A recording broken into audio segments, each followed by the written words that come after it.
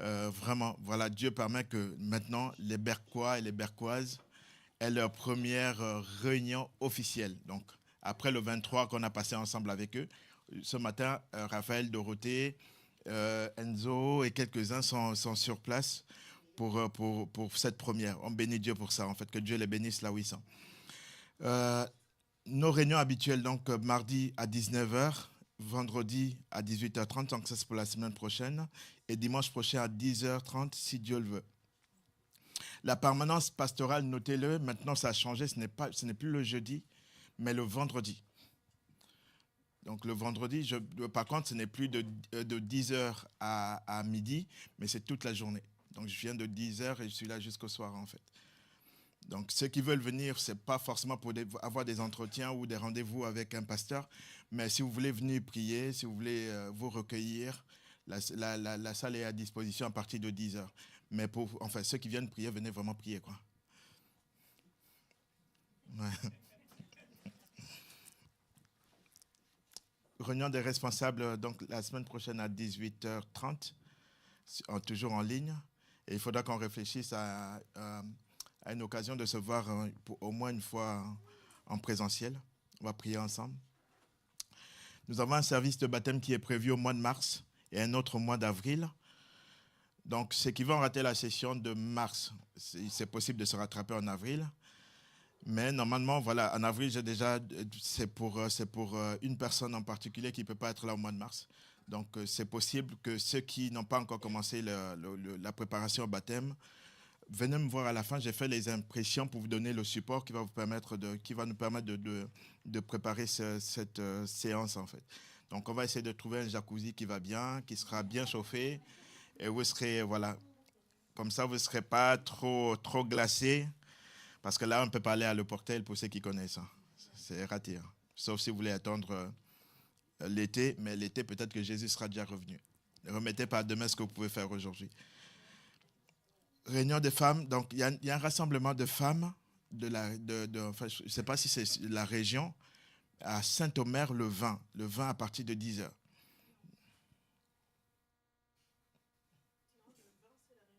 Bon, ok. Réunion des femmes ici. J'ai rien compris alors. C'est le réunion des femmes le 20 janvier ici. Donc, n'allez pas à Saint-Omer, c'est bien ici que ça se passe. Parce que j'ai eu dire qu'il y avait une réunion qui se préparait à Saint-Omer, c'est pour ça. Ah, c'est le 10 février, donc c'est le mois prochain. Préparation, donc au menu de cette réunion, ce sera la préparation du vestiaire solidaire qui aura lieu le dernier week-end du mois de janvier. Partage de la galette avec nos aînés le 20 janvier, donc c'est le même samedi, à partir de 15h. Donc, tous les aînés, je ne sais pas si vous avez déjà été contactés individuellement, sinon rapprochez-vous de Delphine ou de Ami pour l'organisation. S'il y a des besoins en voiture, là aussi, on va essayer de s'organiser pour venir vous chercher. Et toutes les personnes qui veulent servir, qui veulent aider nos personnes âgées, enfin, même si vous n'êtes pas âgé, en fait, et que vous sentez que vous voulez passer vraiment un bon moment avec les autres, venez, on va essayer de créer cette cohésion, en fait, dans l'Église. On est une famille, en fait. Et il faut qu'on grandisse ensemble, aussi bien dans la sainteté, mais dans l'amour. L'amour grandit. En fait, la sainteté grandit par l'amour, en fait. Amen. Donc, l'organisation des deux cultes est repoussée au mois de mars. Donc, je vous invite, pour ceux qui n'ont pas encore participé au sondage qui est fait en ligne, le sondage, c'est pour savoir quels horaires vous arrangent. Si vous participez, c'est comme en démocratie hein, ici en France, on vote. S'il n'y a que 2 personnes qui votent, les autres ils subissent. Donc, allez voter. On a proposé différents créneaux horaires. C'est pour essayer de prendre le créneau qui va arranger le plus de monde. On ne veut pas vous imposer les choses. On voudrait que ce soit, en fait, que chacun ait l'impression que c'est vraiment son église, ce n'est pas la mienne. C'est notre assemblée, c'est l'église de Jésus, mais que vous sentiez comme si c'était vous si la peinture ne vous plaît pas, ben là cette peinture ne plaît pas, qu'est-ce qu'on peut faire? On voit ensemble ce qu'on peut faire en fait. Mais c'est notre église, il faut qu'on s'approprie ça en fait. Amen. Mariage de Joss et Léa, samedi 24, ben, ils ne sont pas là. Vous avez trop fait la fête hier, hein, à la réunion de jeunesse, c'est ça? Parce qu'il y a beaucoup de jeunes que je ne vois pas. Bon, si je dis ça, je dis rien. Ils sont peut-être en ligne. Non, à part Berck. Sinon, je vais demander à Raphaël de faire le policier là-bas. Voilà, donc on va passer à la prédication. Je ne sais pas si Grâce m'entend, si elle est dans les parages. Mais je n'ai pas l'impression que Grâce m'entende. C'est pas grave. Donc mon thème ce matin, c'est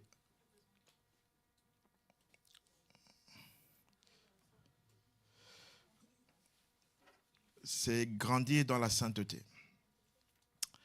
Maintenant, en fait, c'est quoi ce machin? Alors, je vais essayer de le mettre au milieu. Si vous ne voyez pas, dites-moi.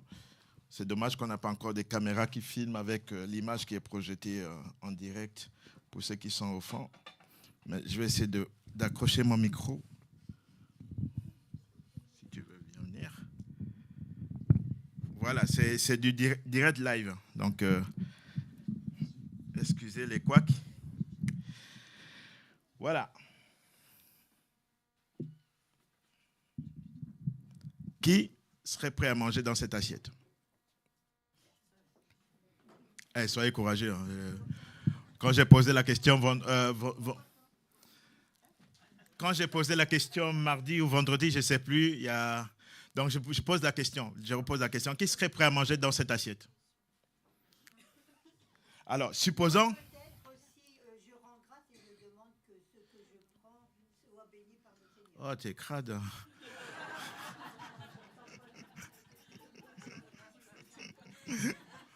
Oh. Oh. Ok. Bon, imaginez que ce soit Philippe Etchebest, grand chef cuisinier de son état, qui vous fasse le meilleur plat, celui que vous aimez beaucoup en fait, et qu'il me serve dans cette assiette. Est-ce que vous mangerez quand même? Mais pourquoi? C'est un chef cuisinier, quoi. Je ne sais pas combien d'étoiles il a, mais c'est... Hein? Non, supposons. Ayez un peu d'imagination, en fait. C'est un scénario, c'est un film. Ne me gaspille pas mon scénario. Bon, supposons. Allez, je vais changer. Cyril Lignac, tout le monde l'aime, lui. Ma belle-mère aime bien Cyril Lignac. Supposons que lui, il vous fasse vraiment, vraiment le meilleur plat. Celui qui, oh, waouh, quand vous sentez, ça y est, c'est... Et qui vous serve dans cette assiette. Est-ce que vous voudrez manger ça? Bah, moi, même si je meurs de faim, je ne mangerai pas. En fait, ça, c'est l'image de chacun de nous dans le péché. C'est l'image de chacun de nous, même après avoir accepté Jésus, vivant dans le péché. C'est comme ça que Dieu nous voit, en fait. En fait, spirituellement, nous sommes sales. Nous sommes souillés. La Bible parle de souillure, de saleté, en fait. Et Dieu, lui, c'est un Dieu saint. Ça n'a pas toujours été le cas pour l'homme. C'est arrivé au commencement, lorsqu'ils ont désobéi, lorsqu'ils ont mangé l'arbre de la connaissance du bien et du mal. En fait, cet arbre, c'est plutôt l'acte de désobéissance qui a entraîné le péché. Le fait de vouloir être indépendant de Dieu, s'affranchir de la tutelle de Dieu, faire ce que nous-mêmes on juge bon. Donc on se dit, je suis moi-même le juge ou le juge moral de mes actions. Je décide de ce qui est bien, de ce qui est mal. Voilà ce que signifiait en fait le fait de manger le fruit de cet arbre-là. L'homme a mangé et a désobéi à Dieu, donc a voulu s'émanciper de Dieu, être indépendant de Dieu. Que Dieu ne lui dise plus, ça c'est pas bien, ça c'est mal en fait. L'homme a choisi et en faisant ça, le péché est rentré dans le monde. Avec le péché, la mort. Avec la mort, les meurtres, la violence, l'homosexualité. Tout, si vous lisez ce que je suis en train de vous dire, c'est dans la Bible. Je sais que maintenant, il y a certains mots qu'il ne faut pas dire en direct, mais Genèse chapitre 6, allez lire Sodome et Gomorrhe, ça vient d'ailleurs de là. Enfin, les mots, je ne vais pas les dire ici maintenant, mais ça vient de là en fait. Genèse chapitre 6. Et à cause de ça, Dieu, en fait, à un moment, au chapitre 1, il dit, il regarda tout ce qu'il avait fait, c'était bon. Et au chapitre 6, Dieu regrette pourquoi il a fait l'homme. Et pourquoi il a même fait la création. Parce que toute espèce, même les animaux, avaient corrompu sa voix en fait. Donc Dieu, c'est un Dieu saint. Comment approcher un tel Dieu? Comment vivre avec un tel Dieu? Comment, du coup, avoir une communion avec un Dieu qui est propre alors que nous sommes sales? Du coup, c'est le passage. Donc, le passage que je vais lire maintenant, c'est la deuxième diapo. C'est notre passage qui a servi de sujet du jeûne et prière, du thème, le texte de base. C'est Psaume chapitre 24, verset 3 à 6. Il dit « Qui pourra monter à la montagne de l'Éternel, qui s'élèvera jusqu'à son saint lieu? Celui qui a les mains innocentes et le cœur pur, celui qui ne livre pas son âme au mensonge, qui ne jure pas pour tromper, il obtiendra la bénédiction de l'Éternel, la miséricorde de Dieu de son salut. Voilà le partage de la génération qu'il invoque, de ceux qui cherchent ta face, Dieu de Jacob. » Ici, en fait, il parle de monter à la montagne de l'Éternel. La montagne de l'Éternel, c'est l'endroit où Dieu vit.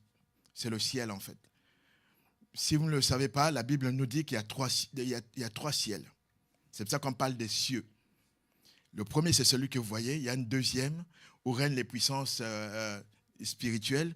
Et puis un troisième ciel, le ciel le plus haut qui est inatteignable, c'est le lieu où Dieu habite. C'est là où se trouve le paradis. Il y a des hommes dans ce monde qui ont déjà fait l'expérience de ça. Paul, dans la Bible, a déjà fait l'expérience et s'est consigné. Il dit, je connais un homme qui est monté jusqu'au troisième ciel. Je ne sais pas si c'était dans son corps ou hors de son corps. Il le dit. Mais il y a d'autres personnes ici vivantes encore, de nos jours, qui ont déjà fait cette expérience. Donc, ce ciel existe et c'est un lieu saint. C'est un lieu saint. Vous ne pouvez y aller si vous êtes sale, si vous êtes souillé, si vous êtes impur. Donc, il parle ici de la montagne de Dieu. Il parle de son saint lieu. Le lieu où Dieu habite est un lieu saint. Il dit, qui va monter, qui pourra y aller, qui pourra être admis dans la présence de Dieu? Celui qui a les mains innocentes. Celui qui a, en fait.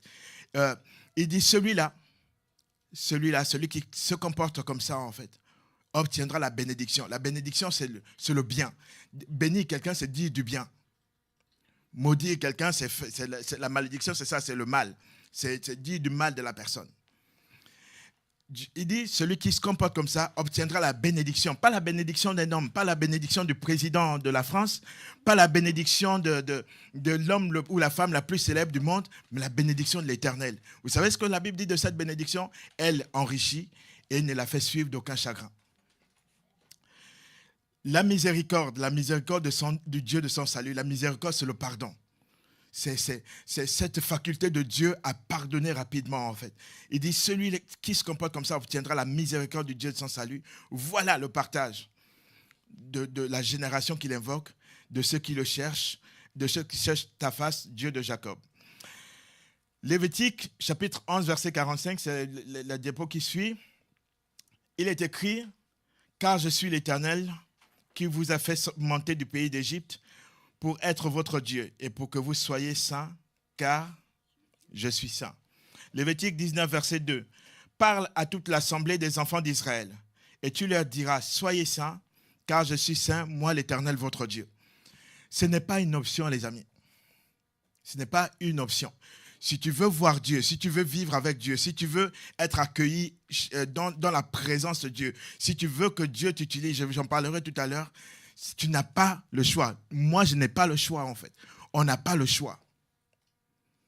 Maintenant, en fait, peut-être beaucoup se demandent, mais c'est quoi la sainteté? Parce qu'on parle de sainteté depuis tout à l'heure, mais c'est quoi, en fait? Maintenant, c'est ce qu'on va voir tout à l'heure. Sanctifier, donc c'est la diapo qui vient. Sanctifier, c'est séparer. C'est mettre à part pour Dieu. Vous avez chez vous des vaisselles. Il y a une vaisselle que vous utilisez tous les jours. Et il y a une vaisselle que vous avez mise, je ne sais pas si vous appelez ça encore, il y en a qui, enfin avant on les appelait les buffets, je ne sais pas si ça existe encore, des armoires, des living, je ne sais pas comment vous appelez ça. Mais il y a une vaisselle que vous avez sanctifiée. Celle-là, c'est lors des grandes occasions qu'elle sort, en fait. Même je sais pas, le mari n'a pas le droit de toucher ou la femme n'a pas le droit de toucher, quoi. Attention, attention, attention. Celle-là, elle est sainte. C'est comme, si on parle je peux parler de vaisselle, parce qu'on prend l'exemple de la vaisselle, mais des tenues. Il y a des tenues que vous ne mettez que pour des grandes occasions. Donc, ils sont séparés, ils sont mis à part. Vous n'allez pas prendre cette vaisselle pour aller manger au McDo. Ça ne le fait pas, en fait. Prenez une cuillère en or. Merci, merci, chérie. Vous prenez une cuillère en or et vous allez manger au McDo. Enfin, bon, vous allez remarquer que je parle beaucoup de présidents aujourd'hui. J'ai pas été nommé ministre, donc c'est pas pour ça que je parle de lui. Je parle pas, c'est juste parce que je veux juste prendre les exemples qui peuvent essayer de marquer, en fait. Imaginez le président de la République, vous accueillez le président de la République chez vous,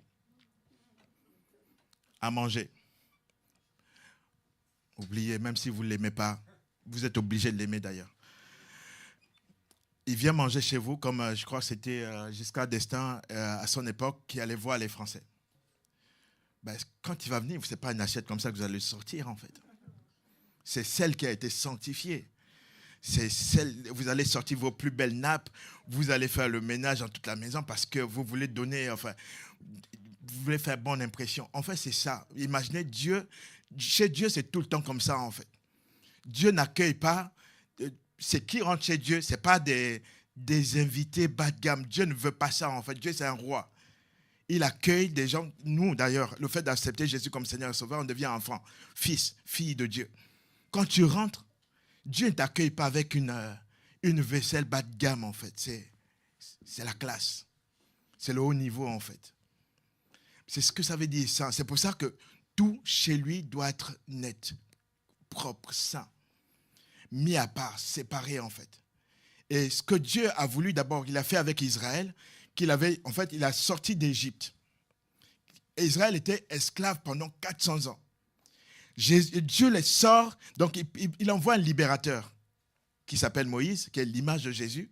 Donc c'est comme quelqu'un qui vient, qui était libre, qui est un sauveur, qui vient pour parler à Pharaon et dit « Laisse aller mon peuple ». Et Dieu fait des miracles, des prodiges. C'est ce que Jésus a fait. Vous regardez sa vie, c'est que miracles, prodiges. Il n'a fait que du bien, en fait. Pour convaincre les hommes que c'était vraiment lui qui venait de Dieu, qu'il était vraiment le Messie.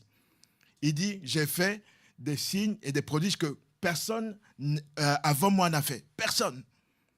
Et personne après lui n'en fera autant. Non. Ok. Et en fait, dès qu'il le libère, en fait, dès que donc il accomplit un dernier miracle, le miracle du sang. Le sang, en fait, donc la mort des premiers-nés des Égyptiens, voilà le miracle qui va permettre à Pharaon de lâcher prise. Dieu va ordonner de mettre le sang sur les linteaux des portes, la nuit de Pâques. C'est pour ça qu'on fait Pâques, en fait, d'ailleurs. Pâques veut dire passer par-dessus. Toutes les maisons sur lesquelles le sang a été marqué, l'ange de la mort n'y entrait pas pour tuer les premiers-nés, que ce soit les premiers-nés des hommes ou des animaux, d'ailleurs. Et tous les premiers-nés des Égyptiens, parce qu'ils n'avaient pas pris ça au sérieux, tous les premiers-nés sont morts. Et même le premier-né de Pharaon est mort, c'est pour ça qu'il a lâché prise. Pour vous dire quoi, en fait, que le sang de Jésus, ça commence le lendemain, la nuit même, la même nuit, ils ont été chassés d'Égypte, ils ont été libérés. La libération, notre libération dans la vie chrétienne commence avec la mort de Jésus. À la croix. Le sang de Jésus, voilà ce qui a mis Satan en déroute. Voilà ce qui le met en déroute dans notre vie, en fait. Vous savez ce qui se passe? Maintenant, je repars dans mon... Ça va être un peu long, donc vous allez me donner plus de temps parce que je fais des choses pour vous expliquer les détails. Voilà ce que le sang de Jésus va faire. J'ai pas assez d'eau, les sœurs.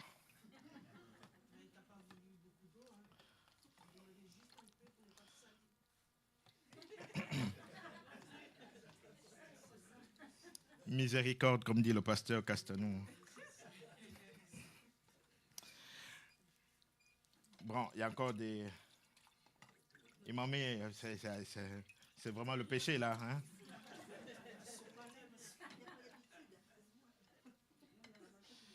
Voilà, donc le sang va enlever certaines choses, en fait, la saleté.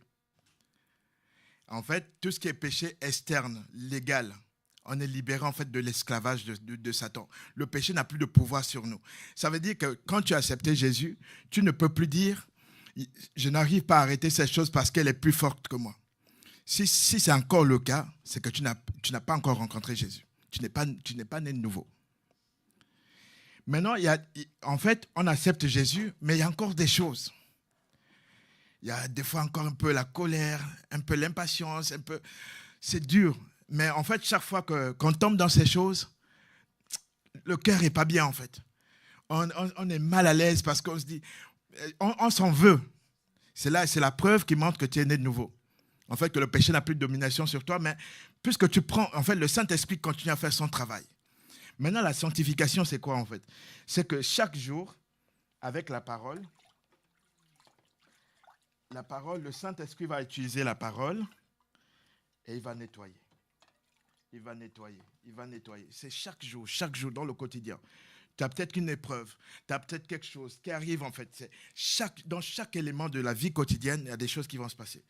Et en fait, le but, c'est de présenter à Dieu une assiette qui est propre, nette.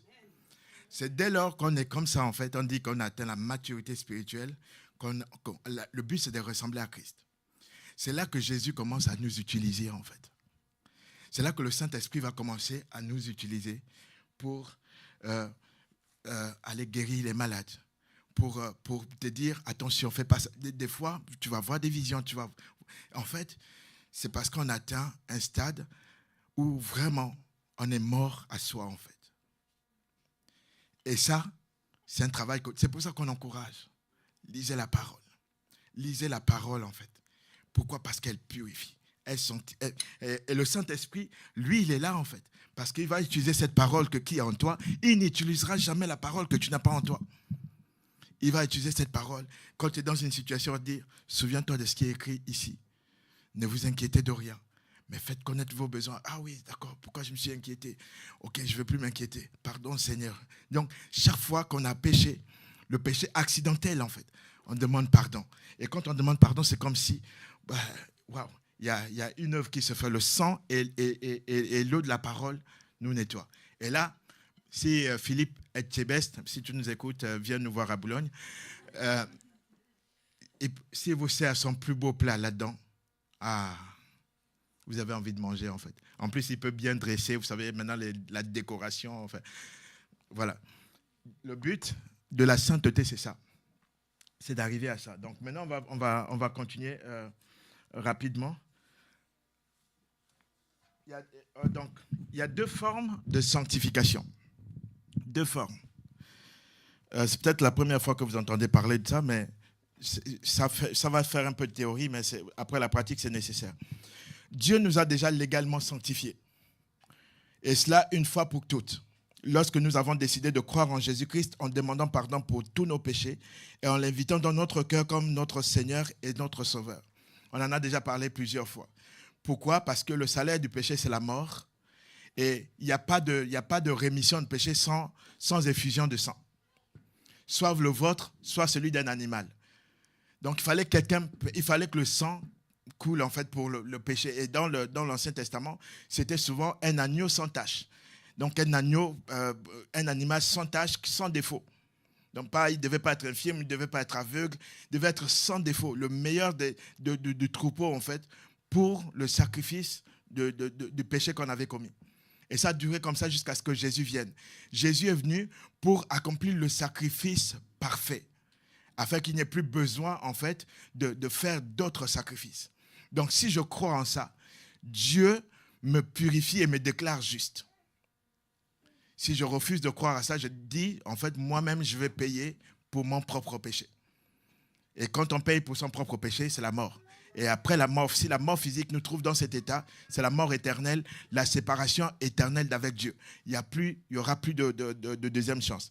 Donc, la mort de Jésus a déjà accompli cette première sanctification. Donc, imaginez le peuple qui était esclave en Égypte. Dieu l'arrache de l'Égypte et l'amène dans un autre pays, dans un autre endroit. Donc, il le sépare de l'endroit où ils étaient esclaves pour les amener dans un endroit où ils seraient libres, en fait. Donc, Jésus nous transporte du royaume de Satan, du royaume des ténèbres, à son royaume de lumière. Donc, c'est ça la mise à part, c'est la séparation. Ça, c'est déjà fait une fois pour toutes, pour tous ceux qui croient depuis 2000 ans. Si tu n'as pas encore pris la décision, tu peux encore, ce n'est pas trop tard, tu peux le faire aujourd'hui. Ça, c'est déjà fait. Maintenant, donc, lorsqu'on l'invite dans notre cœur, il nous lave, il nous sépare du monde, il nous transporte du royaume de Satan à son royaume de lumière. Il nous met à part pour lui. Donc c'est toujours pour lui, c'est toujours pour sa gloire. Ce n'est pas pour nous-mêmes en fait, c'est pour lui. Afin que nous ne soyons plus esclaves du péché. Dès lors, il nous considère comme des saints. Ah non, je crois que je devais même avoir un amen. Nous sommes, ceux qui ont accepté Jésus comme Seigneur et Sauveur, vous êtes des saints. Vous n'avez pas besoin d'être canonisé pour qu'on vous appelle saint, en fait. Vous êtes saints parce que Jésus vous a purifié par son sang et vous a racheté. Donc, Dieu nous regarde comme des saints. Si vous lisez 1 Corinthiens, chapitre 1, verset 2, Paul salue les Corinthiens comme étant des saints. Donc, Dieu nous regarde comme saints parce que Jésus a déjà payé, en fait. Amen. Hébreux 10, verset 10 dit, c'est en vertu de cette volonté, donc la volonté de Dieu, que nous sommes sanctifiés par l'offrande du corps de Jésus-Christ une fois pour toutes. C'est fait, c'est une fois pour toutes. Il n'y en a pas d'autre sacrifice. N'acceptez pas que quelqu'un vous dise, on va faire un sacrifice de tel animal ou de ceci pour que ton péché soit pardonné. C'est faux, c'est un mensonge. C'est déjà fait une fois pour toutes. Éphésiens chapitre 5, versets 25 à 27, ça c'est un mystère. Il dit, Marie, que chacun aime sa femme comme Christ a aimé l'Église et s'est livré lui-même pour elle, afin de la sanctifier en la purifiant, en la lavant par l'eau de la parole, pour faire paraître devant lui cette Église glorieuse, sans tache, ni ride, ni rien de semblable, mais sainte et irréprochable. L'Église, c'est l'ensemble des croyants. Donc Dieu l'a fait pour l'ensemble des croyants, mais il l'a fait pour chacun de nous individuellement aussi. On n'a pas le temps de développer parce que, en général, le dimanche, c'est trop court pour développer tout ça. Mais il a fait aussi, ce qu'il a fait pour l'Église, il le fait aussi pour chaque individu, pour chacun de nous, parce qu'il nous connaît chacun ici par son nom. Maintenant, la sanctification, la deuxième forme de la sanctification, c'est la sanctification pratique.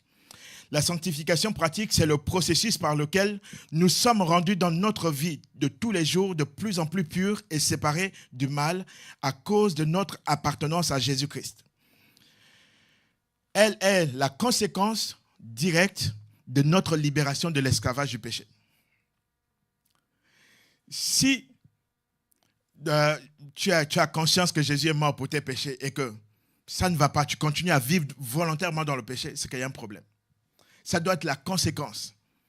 En fait, tu dois avoir ce malaise quand il y a quelque chose de mauvais qui t'arrive, en fait. Quand tu fais commettre un péché, tu dois avoir ce malaise. Ta conscience doit te parler, en fait.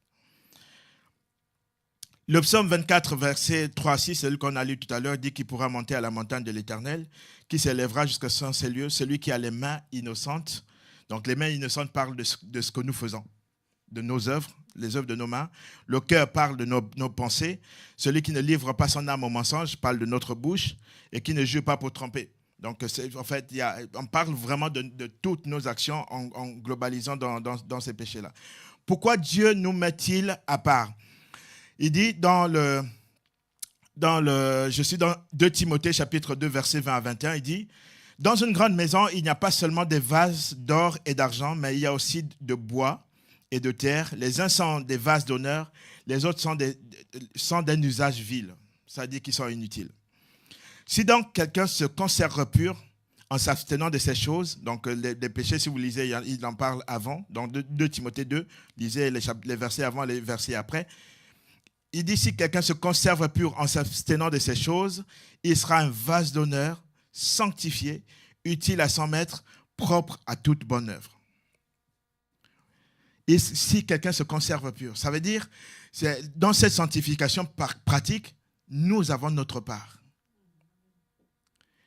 C'est plus Dieu là en fait, c'est Dieu et nous, c'est le Saint-Esprit et nous en fait. Ça veut dire, si le Saint-Esprit te dit ça, ce que tu fais c'est mauvais, prends conscience de ça. Et chacun de nous a un juge en interne, c'est la conscience. Donc, pas besoin de dire, oh, moi, ça ne me concerne pas. Chacun de nous a une conscience. Chaque fois que tu fais quelque chose de mal, si ta conscience ne te reproche pas, c'est qu'elle est morte. Vraiment, prie Dieu pour qu'il te fasse grâce. Si la conscience est morte, ça dit que si ce juge-là, si le Seigneur n'utilise plus la conscience pour nous parler, c'est que tu as vraiment atteint un stade où, en fait, on dit qu'elle a été comme chauffée au fer chaud. Vous savez quand vous mettez le fer au fourneau et qu'il devient orange ou rouge, je ne sais pas, en fonction et que vous l'appliquez sur une partie de votre peau, vous pouvez toucher cette partie-là après, elle sera insensible, les nerfs seront morts, en fait. Mais c'est comme ça, c'est comme si la conscience était marquée comme ça, en fait. C'est-à-dire que maintenant, c'est comme si on a libre cours à n'importe quel péché, ça ne nous reprochera plus. Les amis, ce n'est pas ce que Dieu veut pour nous. Donc, la sanctification pratique, c'est une œuvre conjointe avec le Saint-Esprit. Elle va durer toute notre vie. Aïe. Il y en a qui avancent plus vite que d'autres. Il y en a qui sont déjà morts à soi. Mais tous, on est tous pécheurs. Hein. Il n'y a pas quelqu'un qui a déjà atteint la perfection. La perfection, vous savez, elle sera atteinte à quel moment? Lorsque Jésus apparaîtra. Waouh! Les corps, 1 Corinthiens chapitre 15, dit que ces corps-là vont devenir semblables au corps de sa gloire. Donc, on sera transformé en fait. Et là, on aura fini une fois pour toutes avec le péché. C'est l'espérance qui nous attend, les amis. Pour le moment, Dieu veut nous utiliser ici sur terre. Dieu veut prendre ça pour donner aux gens à manger au travers de nous. Dieu veut guérir au travers de nous. Dieu veut bénir au travers de nous. Dieu veut que d'autres personnes dans la famille, dans le quartier, dans le travail, connaissent Jésus au travers de nous, en fait. Mais pour ça, pour qu'ils se servent de toi, toi tu es l'assiette, pour qu'ils se servent de toi, il faut que ce soit net. Parce que lui, il est saint, il est pur, en fait. Amen.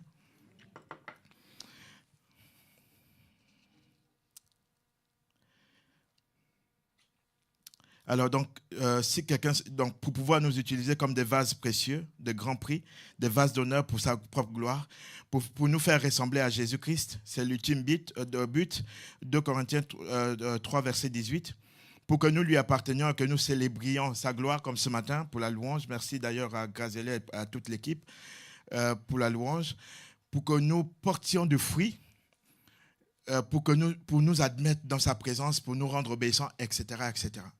Voilà pourquoi Dieu veut que nous nous sanctifions.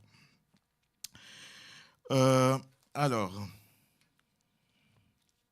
maintenant, je vais vous parler d'un exemple de ce que Jésus peut faire avec un vase pur. Là, c'est une histoire qu'on trouve dans Jean chapitre 11, chapitre 2, autant pour moi, verset 1 à 11. Je suis un peu troublé ces derniers temps. Je reprends Jean chapitre 2, verset 1 à 11. Je vais essayer d'aller rapidement parce qu'on n'aura pas le temps. 3 jours après, il y eut des noces à Canaan, en Galilée. La mère de Jésus était là, et Jésus fut aussi invité aux noces avec ses disciples. Le vin ayant manqué, la mère de Jésus lui dit, « Ils n'ont plus de vin. » Jésus répondit, « Femme, qu'y a-t-il entre moi et toi ?» Il était quand même... il osait quand même appeler sa mère femme. Moi, si j'avais fait ça, je crois qu'elle m'aurait tué. Mon heure n'est pas encore venue. Sa mère dit au serviteur, faites ce qu'il vous dira. Or, il y avait là 6 vases de pierre destinés aux purifications des Juifs, et contenant chacun 2 ou 3 mesures. Jésus dit, remplissez d'eau ces vases, et ils les remplirent jusqu'au bord. Puis, puisez maintenant. Est-ce que quelqu'un peut aller me prendre deux verres en papier, s'il vous plaît, ou 2 verres transparents, rapidement, s'il vous plaît. Avec la betterave, s'il te plaît, et l'eau, s'il vous plaît. Je vais changer l'eau en vin. Oui, s'il te plaît. C'est vraiment. Bon, tu peux ne pas prendre l'eau, je prends celle-là, mais si tu peux m'amener au moins un verre transparent. 2 verres transparents. On peut voir au travers. S'il vous plaît, merci. Or, il y avait là 6 vases de pierre destinés aux purifications des Juifs et contenant chacun 2 ou 3 mesures. Jésus dit, remplissez d'eau ces vases, et il les remplit jusqu'au bord. Puisez maintenant, leur dit-il, et apportez-en à l'ordonnateur du repas. et lui en apportèrent. Quand l'ordonnateur du repas eut goûté l'eau changée en vin, ne sachant d'où venait ce vin, tandis que le serviteur qui avait puisé l'eau le savait bien, il appela l'époux et dit, « Tout homme sert d'abord du bon vin, puis le moins bon, après qu'on s'est enivré. Toi, tu as gardé le bon vin jusqu'à présent. » Tel fut à Cana en Galilée le premier miracle que fit Jésus. Il manifesta sa gloire et ses disciples crurent en lui. Jésus est invité à une fête dans une maison où il y a, enfin, dans un mariage en gros. Je sais qu'il n'y a pas de mariage ce matin, mais cet exemple m'a vraiment beaucoup parlé. Le Seigneur m'a parlé au travers de ça. C'est pour ça que je tiens vraiment à prendre ce temps qui reste pour parler de ça. Jésus est invité à cette fête. On dit, donc Jésus au début de son ministère, ça veut dire qu'il n'a encore rien fait, enfin son ministère public. Il s'est fait baptiser par Jean en Galilée et tout ça. Maintenant, il commence son ministère public, il a ses disciples qu'il a déjà appelés. On dit la mère de Jésus est invitée. Ça m'a semblé curieux. La mère de Jésus est invitée à la fête. Et le verset qui suit, on dit, « Et Jésus aussi fut invité avec ses disciples. » Comme si la personne s'était dit, « J'hésite, est-ce que je l'invite ou pas ?» Bon, quand même, je l'invite. Parce que c'est le fils de tel, en fait. Donc, il est invité. Heureusement que Jésus a été invité. Est-ce que tu as invité Jésus, en fait, dans ta maison, dans ta vie, en fait? Heureusement que Jésus a été invité. Je vais vous dire pourquoi. Il y a un besoin qui se pose et qui peut gâcher la fête, le reste de la cérémonie. À cette époque-là, le vin, c'est vraiment... C'est important. Je ne sais pas s'il était alcoolisé. Je le dis pour les gens qui ont un petit faible pour le rouge ou le rosé. Ne dites pas le pasteur a dit ce matin. Wow. Je ne sais pas. Je ne sais pas s'il était fermenté ou pas en fait. Ce n'est pas mon sujet ce matin. Donc, si le vin manque dans une cérémonie, c'est la renommée est morte.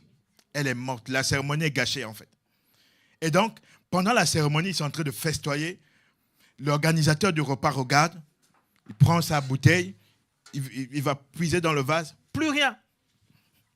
Ben, on est encore au début de la cérémonie, il n'y a plus de vin, comment on va faire et tout ça. Je ne sais pas comment ils ont fait, est-ce que le marié, la mariée connaissait Marie ou pas, ou est-ce que Marie avait du discernement, on n'en sait rien. Mais en tout cas, elle va voir son fils. Pourquoi? Je me dis, cette dame, elle a gardé la révélation de ce que l'ange lui avait dit. Et de ce qu'elle avait déjà vu dans la vie de cet enfant depuis qu'il était né en fait. Elle va le voir, elle dit, ils n'ont plus de vin. Elle ne dit pas, est-ce que tu peux faire quelque chose? Elle dit, ils n'ont plus de vin. Quelle audace. Waouh. Jésus lui dit, femme, qu'y a-t-il entre moi et toi? Bon, Jésus quand même, c'est ta mère. Enfin, il dit, mon heure n'est pas encore arrivée. La mère, regardez l'audace. C'est ça la foi. C'est ça la foi. Elle dit au serviteur, faites ce qu'il vous dira. Il dit, ce n'est pas mon heure. En gros, ça ne me regarde pas en fait. Ce n'est pas encore le moment pour moi en fait. Elle dit, faites ce qu'il vous dira. Ici, je vais préciser quelque chose. Marie n'est pas l'intermédiaire entre les hommes et Dieu. Marc chapitre 3, versets 32 à 35, Jésus dit, ma mère, mes frères, ma sœur, ce sont ceux qui écoutent la parole de Dieu et la mettent en pratique. Marie, quand vous allez lire la suite de l'histoire, Marie, après la Pentecôte, elle est avec les autres, les 120 disciples, dans la chambre haute, en train de prier pour attendre le Saint-Esprit. Donc, elle prie, elle aussi, comme Pierre, comme Jean, comme les autres, comme Matthieu, pour attendre le Saint-Esprit. C'est la Bible. Hein. Je n'invente rien, en fait. Donc, pourquoi je dis ça ici? Pour vous dire, en fait, que nous aussi, quand on est sanctifié, on peut faire ce type de démarche devant Jésus.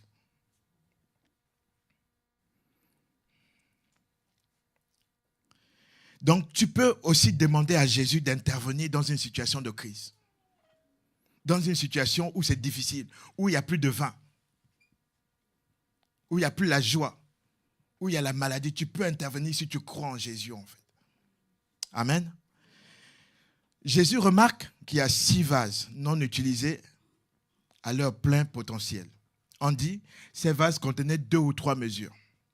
C'était des vases qui servaient pour la purification des Juifs. Donc en fait, on mettait de l'eau, ils se lavaient les mains, ils se lavaient les pieds, ils se lavaient certaines parties du corps, ils faisaient des ablutions avant de rentrer dans le temple. Et en fait, ces vases-là étaient là comme inutiles. 6, pourquoi 6 ? 6 comme pour rappeler que c'est l'image de chacun d'entre nous, en fait, de ceux qui sont sanctifiés. 6 parce que l'homme a été créé le 6e jour. Les vases, c'est toi et moi, en fait. 2 ou 3 mesures. 2 ou 3 mesures, les amis. Pas grand-chose. Quand on regarde les spécialistes, ils disent que ces vases pouvaient contenir entre 80 et 100 litres. Donc, ils étaient aux 2 tiers ou aux 2 dixièmes ou aux 2 huitièmes ou aux 3 dixièmes. Si vous prenez, enfin, aux 3 centièmes, je veux dire. 3 centièmes, si je dis 100 litres, c'est 3 centièmes. Et 3 sur 80. Imaginez, en fait, faites la division. C'est pas grand-chose, en fait. Jésus remarque que ces vases sont là. Il dit, remplissez d'eau ces vases. Là aussi, il y a une démarche de foi, d'obéissance. Jésus a parlé. C'est la parole. C'est cette parole qui a créé le monde au commencement, en fait. Jésus a parlé, il a dit. Et maintenant, en fait, ils avaient 2 choix. Soit accepter de faire ce qu'il avait demandé, soit refuser. Tu as le choix de prendre la Bible et de la lire et de croire que c'est la parole de Dieu, d'obéir ou de refuser. Mais si tu refuses rien, l'eau, c'est le symbole de la parole. Les vases contenaient 2 ou 3 mesures. Je ne sais pas quelle parole tu as dans ton cœur, en fait. Quelle parole tu gardes dans ton cœur pour que Dieu se serve de toi. Ce n'est pas suffisant 2 ou 3 mesures. Il faut que la parole habite abondamment en toi.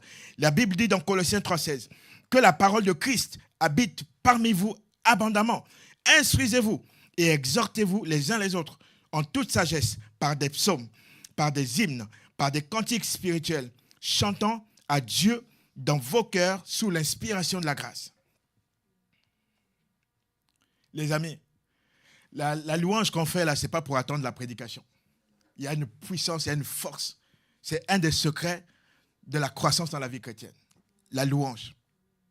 La louange à Dieu. C'est pour ça qu'on a été créé, en fait. Vous savez qu'au ciel, il y a des anges, une catégorie d'anges qui ne fait que ça jour et nuit. Louer Dieu, en fait. Et la parole, il dit que la parole habite abondamment. Il faut que les vases soient remplis. Donc, c'est ce que je vais faire maintenant. Excusez-moi, je vais prendre peut-être 10 minutes aujourd'hui par rapport au temps habituel, mais c'est pour vous montrer. Je voulais 2 verres. Est-ce qu'ils sont là? OK. Merci. Merci beaucoup. Donc, est-ce que tout le monde voit ou pas? Je vais lever. Hein. Pas à votre santé, mais presque. Allez, je vais être radeau aujourd'hui. Oh là là, ça c'est ceux qui ont peur que je salisse. Allez. Miséricorde. Dieu est en train de me travailler avec Marie-Thérèse. Il t'utilise, ma soeur. Quand quelque chose est rempli, pour ceux qui, vous pouvez vous lever, il n'y a pas de souci, on est entre nous. Quand c'est rempli, ça déborde. Ça déborde en fait. Ça déborde.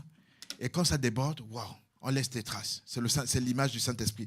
On parlera encore de ça à la Pentecôte. Et certains vivront peut-être ça en live dans leur vie. En tout cas, j'espère que vous pourrez vivre ça aussi avant.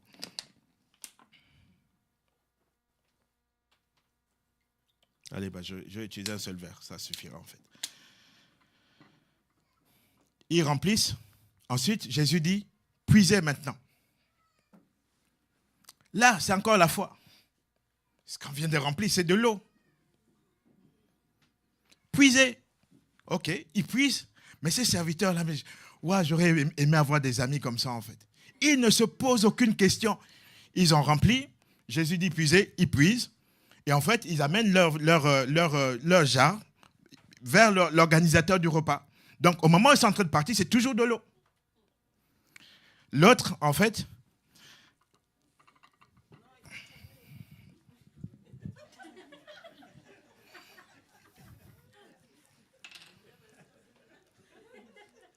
la sainteté. Hein.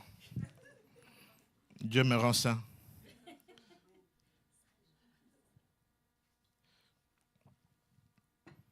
Au moment où ils se mettent, où l'organisateur du repas puise, ce n'est plus de l'eau. C'est du vin et ce n'est pas n'importe quel vin, c'est du très bon vin. En fait. Le vin ici, c'est l'image du Saint-Esprit. Le Saint-Esprit et la parole ne travaillent jamais, l'un sans l'autre. Lisez Genèse 1. Quand Dieu dit que la lumière soit, la lumière vient parce que le Saint-Esprit planait sous les eaux. Si la parole n'habite pas en ton cœur, tu peux faire tout ce que tu veux. L'eau ne se changera jamais en vin. Jésus dit quoi en fait? On ne met pas du vin nouveau dans des vieilles autres. Il faut qu'elles soient nettoyées. Et si elles sont nettoyées, il faut qu'elles soient remplies après. Quand on dit, on va prier pour qu'on soit rempli du Saint-Esprit, c'est de ça qu'on parle, les amis. On parle, il faut qu'il y ait la foi, il faut qu'il y ait la parole. La foi vient de la parole. Vous voyez, tout est presque lié en fait. Et là, le Saint-Esprit vient, waouh, le vase est... Je vous assure, demandez à ceux qui ont été baptisés du Saint-Esprit. Demandez-leur. Là, Delphine, je vois, je passe souvent avec elle. Demandez-leur ce qu'est devenu leur vie depuis le mois de septembre. Waouh. C'est une joie abondante, même quand tu dois passer par les afflictions. Le Seigneur est là, le consolateur. Les amis, c'est vraiment important. C'est vraiment, vraiment, vraiment important.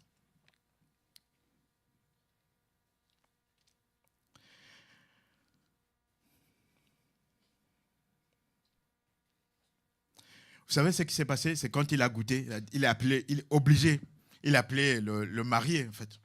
Il dit, qu'est-ce que tu nous as fait?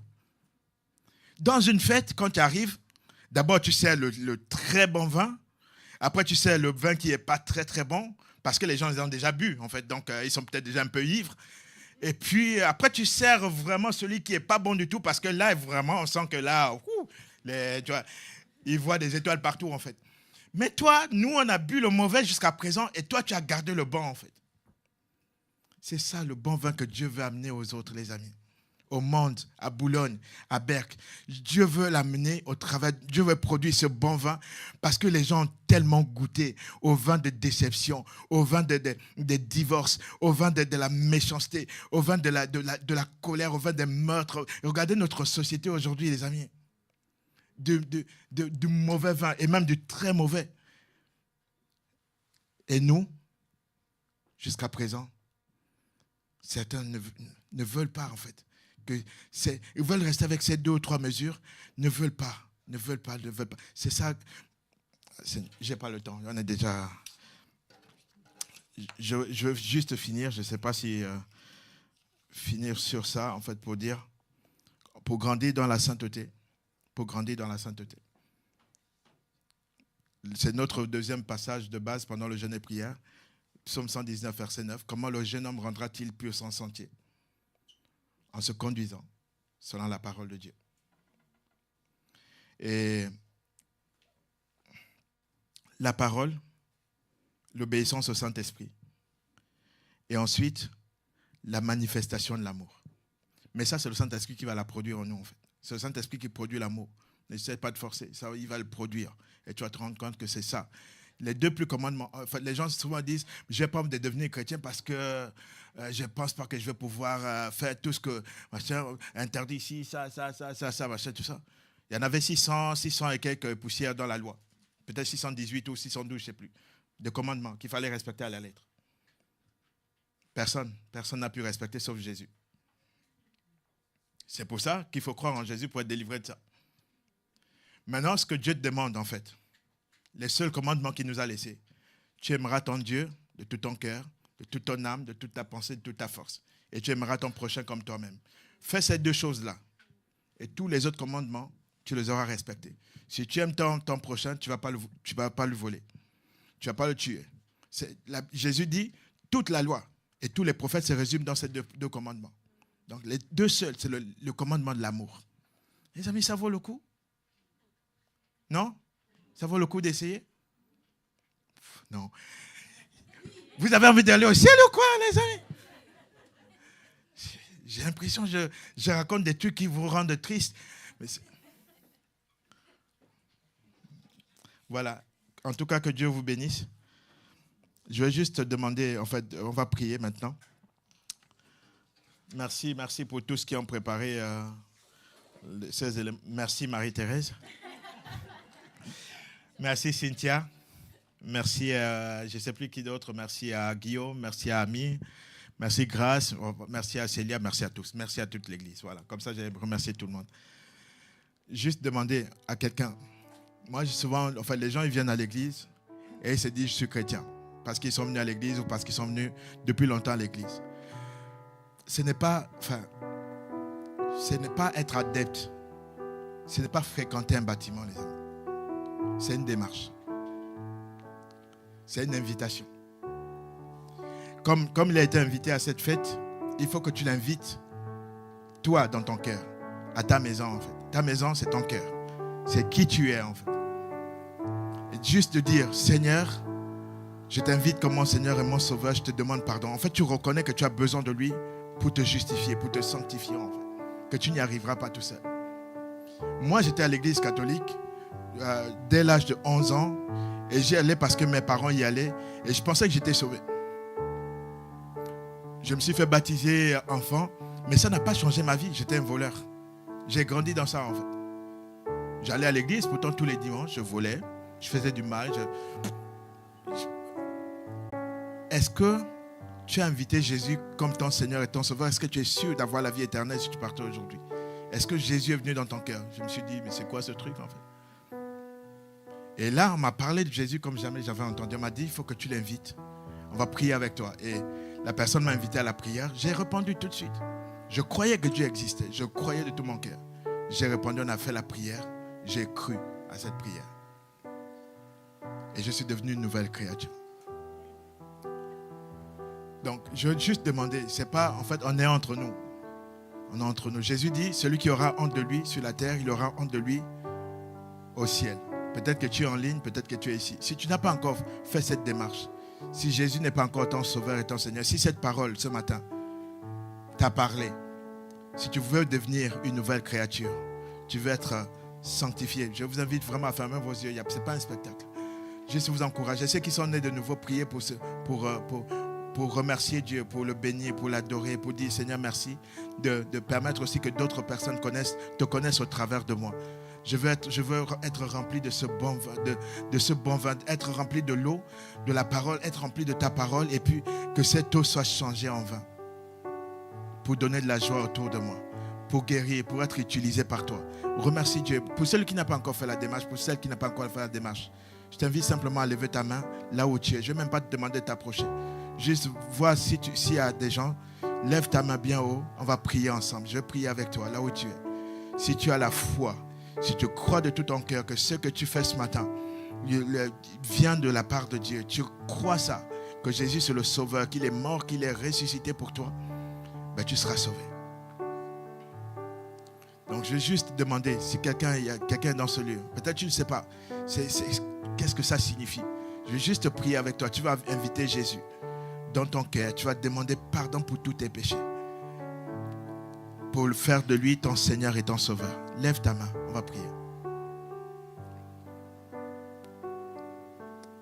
Je vous remercie. Vous pouvez baisser vos mains pour ceux qui les ont levées. S'il y a encore quelqu'un d'autre, j'insiste ce matin. Je ne sais pas pourquoi, mais c'est important, mon ami, mon frère, ma soeur. La Bible dit, si tu entends la voix du Saint-Esprit, n'endurcis pas ton cœur, ne le rends pas dur. Ne dis pas, non, je n'ai pas besoin de faire. Peut-être que cette parole t'a parlé d'une manière particulière. Et tu sais que c'est de toi qu'on parle. S'il te plaît, lève ta main et invite Jésus, tu seras sauvé ce matin. Amen. On va prier. Donc, à ceux qui ont levé la main, je veux juste vous demander de répéter cette prière après moi. Soyez convaincus vraiment que vous êtes pécheur. S'il n'y a pas cette conviction, si ce n'est pas par conviction que vous le faites, ça ne sert à rien. Il faut qu'il y ait vraiment une conviction que vous reconnaissez que vous êtes pécheur, que vous avez besoin de Jésus pour vous aider, pour vous sauver. Seigneur Jésus, aujourd'hui, j'ai entendu ta parole et je t'invite dans mon cœur, maintenant, comme mon Seigneur et mon Sauveur. S'il vous plaît, répétez cette prière pour ceux qui ont levé la main. Il faut que ce soit une prière publique. La Bible dit, si tu confesses de ta bouche le Seigneur Jésus, si tu crois dans ton cœur que Dieu l'a ressuscité d'entre les morts, tu seras sauvé. Cette confession doit être publique. Il faut que tu le dises à haute voix parce qu'il y a des démons qui doivent l'entendre, que tu changes de camp, que tu changes de nature. Seigneur Jésus, je te demande pardon pour tous mes péchés. Je reconnais que je suis pécheur et que j'ai offensé ta loi. J'ai vécu dans le péché. Aujourd'hui, je te prie de me purifier par ton sang, de m'accueillir dans ton royaume, de me mettre à part, que je devienne une nouvelle créature. Inscris mon nom dans le livre de vie. Je te le demande, Seigneur. Merci de m'accueillir. Tu dis que tu ne mettras pas à la porte celui qui vient à toi. Alors je viens à toi. Ce matin, merci Seigneur. Au nom de Jésus, je te le demande. Amen. Maintenant, je veux prier pour vous.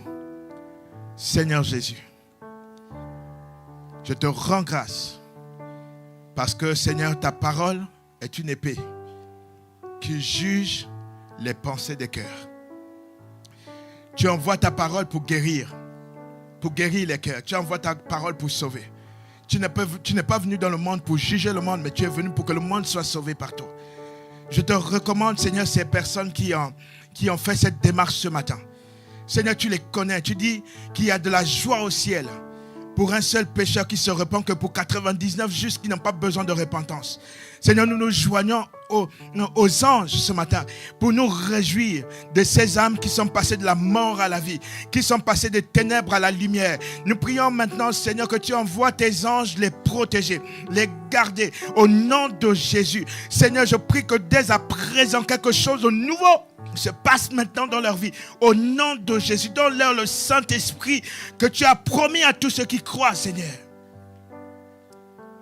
Que la paix vienne les inonder, que la joie les inonde, que l'amour vienne, Seigneur, oh Dieu, enlever la haine. Seigneur, que la paix vienne enlever les angoisses, la peur. Au nom de Jésus de Nazareth, je te les recommande, je te les confie. Merci Seigneur de les protéger. Tu as dit, je serai avec vous tous les jours jusqu'à la fin du monde. Je ne vous délaisserai point. Je ne vous abandonnerai point. Je te rends grâce parce que tu es fidèle. Seigneur, au nom de Jésus, je te le demande. Amen.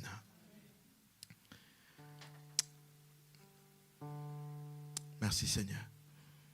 Amen. Notre culte est terminé. Pardon pour les 10 minutes en plus. Seigneur, je te prie pour ton peuple maintenant. Je prie que ta grâce, ta bonté nous accompagne, Seigneur. Que ta bénédiction soit sur nos maisons, qu'elle soit sur nos enfants, qu'elle soit sur les enfants de nos enfants, maintenant et à jamais. Je prie pour ton peuple. Merci de nous raccompagner dans nos demeures et de bénir, Seigneur, le restant de cette journée. Au nom de Jésus. Amen. Voilà, que Dieu vous bénisse. Au revoir.